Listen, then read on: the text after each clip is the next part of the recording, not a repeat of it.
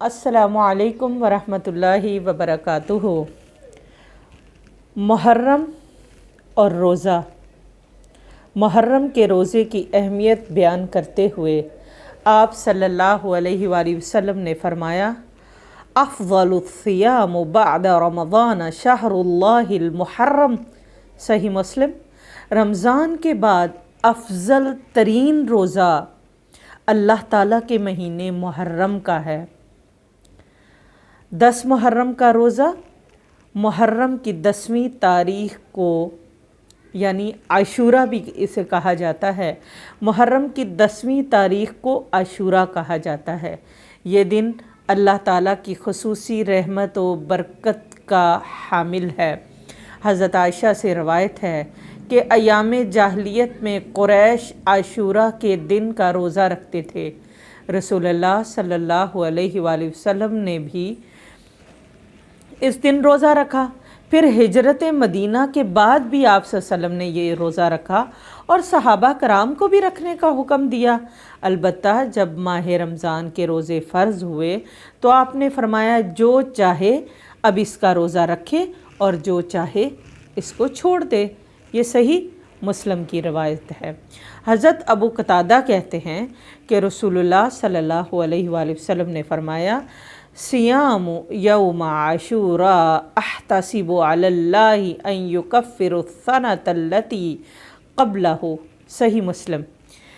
मैं समझता हूँ कि अल्लाह ताला आशूरा के दिन के रोज़े के बदले गुज़श्ता 1 साल के गुनाह माफ़ कर देगा। हज़रत अबू कतादा ही से रवायत है कि सुइल अन सौम यौम आशूरा फ़क़ाल युकफ्फिरु सनतल मादिया। सही मुस्लिम। आशूरा के दिन के रोज़े के बारे में पूछा गया तो आप सल्लल्लाहु अलैहि वसल्लम ने फरमाया, ये पिछले 1 साल के गुनाहों का कफ़ारा है।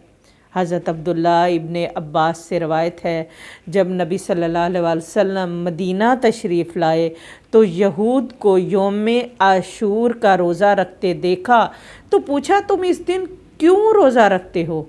उन्होंने जवाब दिया, ये अज़मत वाला दिन है। इस दिन अल्लाह ताला ने हज़रत मूसा अलैहिस्सलाम को और इनकी कौम को फ़िरौन के जुल्म व सितम से निजात दी और फ़िरौन को गर्क कर दिया।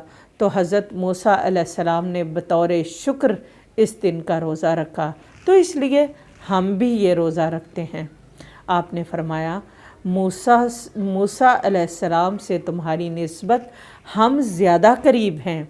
इसलिए नबी सल्लल्लाहु अलैहि वसल्लम ने ख़ुद भी रोज़ा रखा और सहाबा कराम को भी इसका हुक्म दिया। सही मुस्लिम की रवायत है। रोज़े में यहूद की मुशाबहत से बचने के लिए नबी सल्लल्लाहु अलैहि वसल्लम ने क्या फरमाया? इबादत में भी नबी सल्लल्लाहु अलैहि वसल्लम ने गैर मुस्लिमों की मुशाबहत को पसंद नहीं किया। आप सल्लल्लाहु अलैहि वसल्लम ने यहूद की मुशाबहत से बचने के लिए 10 के साथ 9 मुहर्रम के रोज़े को मिलाने की ख्वाहिश का इजहार फरमाया। हज़रत अब्दुल्ला बिन अब्बास से रवायत है कि रसूलुल्लाह सल्लल्लाहु अलैहि वसल्लम ने आशूरा का रोज़ा रखा और लोगों को भी इसके रखने का हुक्म दिया। तो लोगों ने कहा, ए अल्लाह के रसूल सल्लल्लाहु अलैहि वसल्लम, ये वो दिन है जिसकी यहूद व नसारा इज़्ज़त करते हैं। आपने फरमाया, जब अगला साल आएगा, अगर अल्लाह ने चाहा तो हम 9 तारीख़ का भी रोज़ा रखेंगे, यानी इसके साथ एक और रोज़ा मिला देंगे और फिर हम इनके साथ नहीं मिलेंगे, हमारी इनसे मुशाबहत ख़त्म हो जाएगी।